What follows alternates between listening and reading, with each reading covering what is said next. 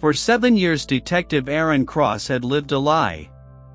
To the men who ran the East Coast's most ruthless criminal syndicate, he was Declan Hayes, a quiet enforcer with a talent for making problems disappear. The assignment had begun as a standard deep cover operation, but over time the lines had blurred. He had eaten with those men, laughed at their jokes, and watched them commit atrocities with a casualness that turned his stomach. His handler, Lieutenant Meredith Shaw, was the only person who knew his true identity, and every Sunday he sent her a coded message through a dead drop. This Sunday the drop was empty. He waited 3 hours in the rain, watching a brick wall that never produced the expected chalk mark. When he finally retreated to his cramped apartment, he found the door unlocked and a photograph on the kitchen counter, himself, taken that morning, with a single word scrawled on the back, "Traitor." His cover was blown, and the leak had come from inside the department. Aaron packed a single bag, emptied a hidden cache of cash, and disappeared before dawn. The syndicate was led by Viktor Koric, a former military intelligence officer who had built an empire on drugs, weapons, and extortion. Viktor did not forgive betrayal, and his resources rivaled the police. Every asset Aaron had ever used was now compromised: safe houses, aliases, escape routes, all logged in files someone had sold to the enemy. He had no badge, no backup, no one to trust. But he had one thing Viktor wanted: a digital ledger containing the names, accounts, and operational details of every member of the syndicate's leadership. That encrypted drive was now his only bargaining chip and his only weapon. The first 48 hours were a blur of cheap motels, burner phones, and restless sleep. Aaron moved through the city like a ghost, avoiding every camera, every patrol car, every face he recognized. He knew the city's geography better than most criminals, having walked its back alleys and rooftops during years undercover. But now his hunters held the advantage. Viktor had men on every highway exit, every train station, every airport. A bounty had been placed on Aaron's head, not in cash, but in favors that carried more weight in the underworld. On the third night, Aaron made contact with an old source, a fence named Sal who operated on the margins. They met at a waterfront diner where waitresses did not ask questions. Aaron sat in a booth facing the door, hand resting on a pistol bought from a homeless man for $500. Sal arrived with nervous eyes and confirmed that the syndicate was turning over every rock. He also revealed that a lieutenant from Major Crimes was feeding Koric intel. Aaron had worked with every lieutenant in that division. One of them was a traitor, and that traitor had sold him out. He thanked Sal, left cash, and slipped out through the kitchen, avoiding a black SUV that had just pulled into the lot. As he walked into the darkness, he began mentally reviewing every case, every conversation, every detail he had shared with his colleagues. Somewhere in that memory was the answer. Aaron found shelter in an abandoned warehouse district that had once been the heart of the city's manufacturing. Now it was a labyrinth of rusted steel and shattered glass. He set up in a third-floor office with a view of the only access road, using a sleeping bag and a portable charger to keep his phone alive. The encrypted drive was hidden inside the hollowed sole of his boot, and he had copied its most sensitive files onto a micro-SD card taped beneath a loose floorboard. His plan was simple: identify the mole, expose the conspiracy, and deliver the evidence to a federal prosecutor before Viktor's men found him. But the plan required allies, and allies were scarce. He began with the name that had surfaced in Sal's warning: Lieutenant Raymond Driscoll, a veteran detective with 23 years on the force. Driscoll was known for closing high-profile cases and maintaining close relationships with informants, but also for living beyond his means. Using a stolen laptop and a public Wi-Fi signal, Aaron dug into Driscoll's financial history. Over the past 2 years, Driscoll's wife had made a series of cash deposits totaling nearly $300,000, no liens, no inheritances, no plausible explanations. The deposits coincided with major operations that had been compromised. Aaron cross-referenced the data with the encrypted drive from his undercover work, which contained not only Viktor's operation but also records of bribes paid to public officials. The evidence pointed to one man. On the fourth night a storm lashed the warehouse district. Aaron sat by a grimy window watching the rain when his burner phone buzzed with a number he did not recognize. The call repeated 3 times in quick succession, a pattern he had once used with his handler. He answered. The voice on the other end was calm and measured, belonging to Lieutenant Shaw. She explained that she had emptied the dead drop the previous week and found it compromised. Unable to warn him without exposing herself, she had begun her own investigation, tracing the leak to a high-level source and feeding false information to the department to buy him time. She offered a federal safe house outside the city, arranged through an FBI agent who specialized in organized crime. Aaron was wary. If Shaw was part of the conspiracy, walking into her safe house would be walking into a trap. He demanded a neutral meeting point. She agreed to a parking garage on the outskirts. Aaron arrived 2 hours early and climbed to the 3rd level, finding a vantage point behind a concrete pillar. He watched every car that entered, memorizing plates and looking for tails. When Shaw's sedan pulled in at midnight, she was alone. He waited 10 minutes to ensure no backup approached, then moved from behind the pillar and slid into the passenger seat, his pistol lowered but ready. Shaw's face was pale and marked with exhaustion. Without speaking, she drove a circuitous route through industrial back roads to a small concrete block building with steel shutters. The safe house was utilitarian: 2 cots, a table, and communications equipment. Shaw explained that the FBI agent, Kara Watanabe, had been building a parallel case against Viktor's organization and was aware of the corruption within the local police department. Watanabe wanted to meet, but only with the encrypted drive. Aaron hesitated. The drive was his only leverage, but he knew he could not run forever, and Shaw had already risked her career. He retrieved the microSD card from his boot and placed it on the table. He made his conditions clear: immunity for any actions taken undercover, witness protection for associates who came forward, and Driscoll in a cell before anything went public. Shaw nodded and made the call. While she did, Aaron examined the files again. The ledger was exhaustive: wire transfers, shell companies, dates and amounts of bribes paid to Driscoll and 2 other officers, plus photographs and audio recordings he had made inside Viktor's inner circle. Any one of those pieces could bring down the syndicate. Together they were a death sentence for everyone involved. Special Agent Watanabe arrived before dawn with 2 armed agents who secured the perimeter. She was sharp-featured and direct, reviewing the files on a laptop while Aaron watched. When she finished, she confirmed the evidence was comprehensive, but warned that Viktor had caught wind of federal interest and was liquidating his operations. Key players were preparing to leave the country, and Driscoll had taken an unexplained leave of absence. Watanabe argued that standard protocols would allow the targets to scatter. They needed to move within 48 hours, and she needed Aaron to locate Viktor's current safe house, as the one in his files was no longer active.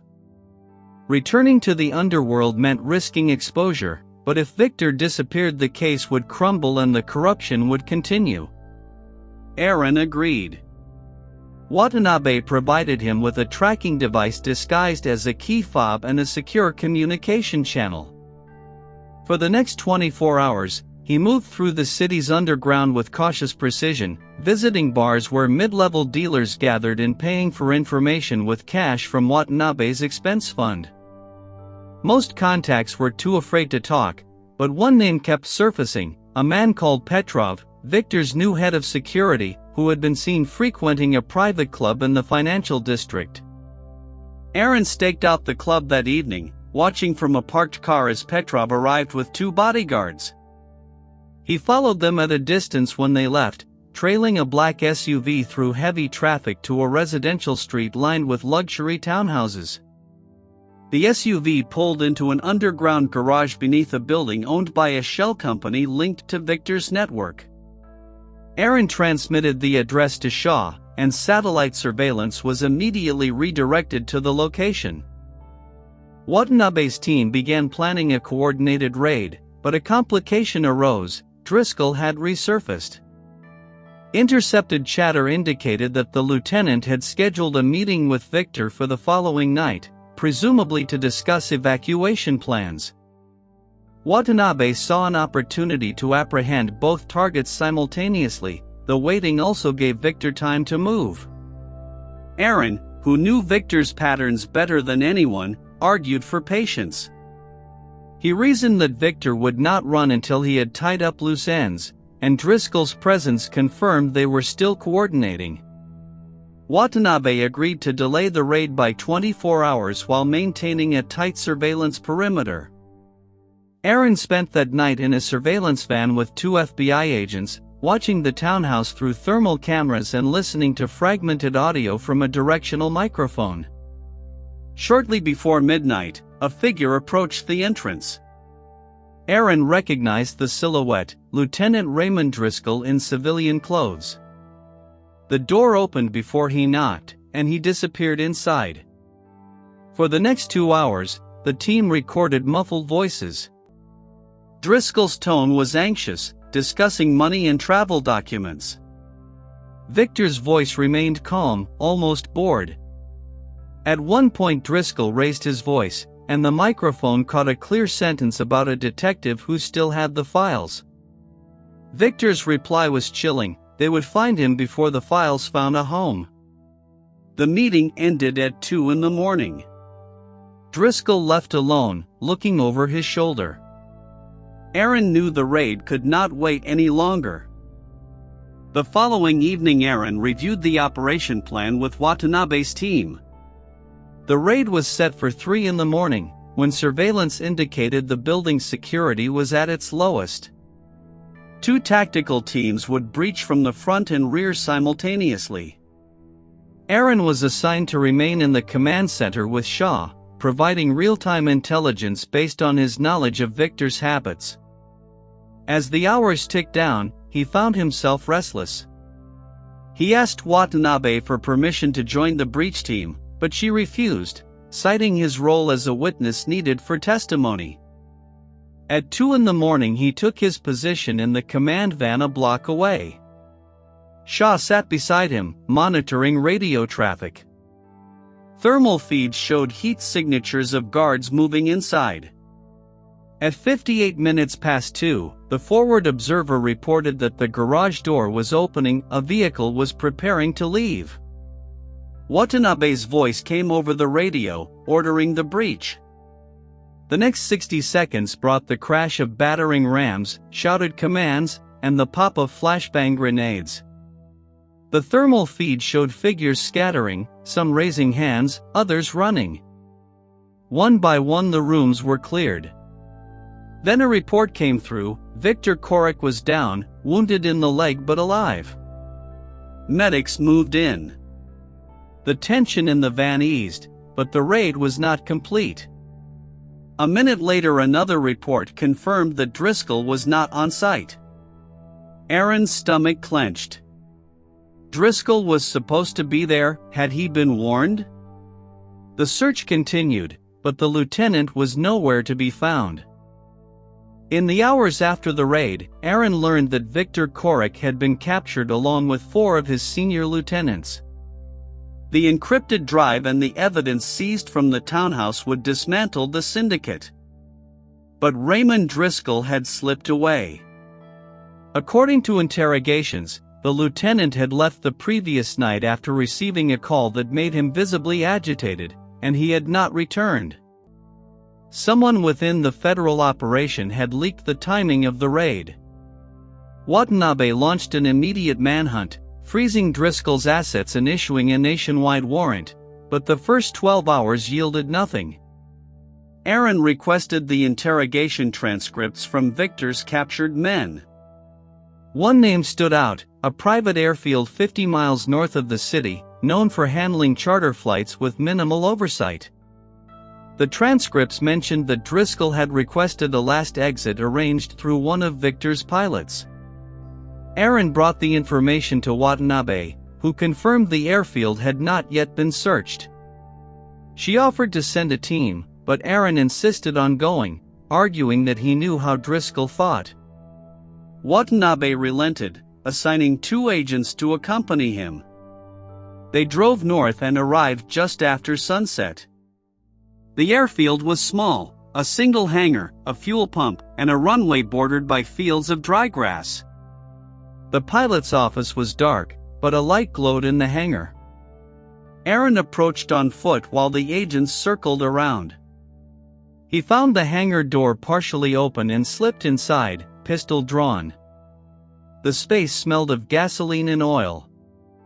In the center, a small jet sat with its cargo door lowered. Moving along the wall, he heard a voice, low, urgent, speaking into a phone. He recognized it instantly. Raymond Driscoll stood by the jet's wing, a duffel bag at his feet, his back to Aaron. He was dressed for travel and sounded angry. Aaron stepped out from behind the wing and leveled his pistol. Driscoll turned slowly, the phone still pressed to his ear. For a moment shock crossed his face, followed by bitter resignation. He ended the call and let the phone fall. Aaron asked the question that had burned in him since his cover was blown, why? Driscoll's response was hollow and defiant, claiming he had taken money because he was tired of watching men like Viktor walk free through the legal system. He argued that the only way to truly hurt such people was to become one of them. Aaron felt cold fury. Driscoll had sold out his own people, gotten officers killed, and nearly gotten Aaron killed. Driscoll gestured toward the jet and suggested that if Aaron was going to shoot, he should do it then, otherwise, he would be on that plane. Aaron did not move. The agents he had brought were still outside, circling the hangar, seconds away from entering. He lowered his weapon slightly and told Driscoll he was not going anywhere. Driscoll's hand moved toward his waistband, where Aaron knew a concealed weapon was holstered. Aaron saw the motion and fired. The shot struck Driscoll in the shoulder, spinning him to the ground. His pistol clattered across the concrete, unfired. Aaron kicked it away and knelt to apply pressure to the wound. The FBI agents burst through the hangar doors moments later, weapons raised. Aaron shouted that the situation was contained. As Driscoll was cuffed and a medic was called, Aaron sat back against the landing gear of the jet, his hands trembling for the first time in years. The game was finally over. The aftermath unfolded with the slow machinery of federal prosecution. Aaron spent the next 2 weeks in a secure facility, giving depositions and preparing testimony. The evidence he had gathered, combined with the records seized from Viktor's townhouse, was overwhelming. Viktor's lieutenants began negotiating plea deals, each one further cementing the case. Driscoll, treated for his wound and held without bail, faced a litany of charges including bribery, conspiracy, obstruction of justice, and indirect culpability for officers whose deaths had been facilitated by his leaks. Lieutenant Shaw was cleared by an internal investigation and returned to duty. Special Agent Watanabe formally requested a commendation for Aaron, though the details of his undercover role would remain classified for years. But Aaron found little satisfaction. He had spent 7 years in the shadows, and returning to the surface was harder than expected. The city looked the same, but every corner held a memory of violence, every face a potential threat. The department offered him a desk job far from the streets, but Aaron knew he could not accept.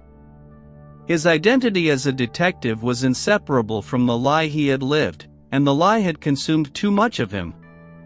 He submitted his resignation on a Friday afternoon, handing his badge and weapon to a captain who accepted them with a nod of reluctant understanding. Shaw met him in the parking lot. She asked what he would do now. Aaron looked at the building where he had spent most of his adult life, then at the city beyond it. He admitted he did not know, perhaps somewhere quiet where no one knew his name. Shaw smiled sadly, saying that people like them did not get quiet. Aaron shook her hand, got into his car, and drove away without looking back. 6 months passed.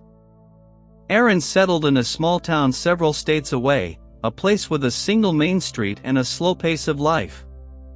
He rented a cabin on the edge of a lake, spending his mornings chopping wood and his afternoons reading. The nightmares came less frequently, and he had learned to sit with them until they passed. He kept in touch with Shaw through brief encrypted messages, learning that the trials were progressing. Viktor Koric had been sentenced to life without parole after a 3-week trial in which Aaron's testimony had been a centerpiece. Driscoll had pleaded guilty in exchange for a reduced sentence, providing additional testimony against other corrupt officers. The case had made national news as one of the largest organized crime takedowns in a decade, but Aaron's name was kept out of the media at his own request. He had no desire for recognition. What he wanted was to forget the years spent pretending to be someone else. One evening, as autumn leaves turned the lake into a mirror of gold and red, a letter arrived with no return address. Inside was a photograph, a group of people standing in front of a federal courthouse, smiling. On the back, in Shaw's handwriting, was a simple message: "We finished it. Thank you."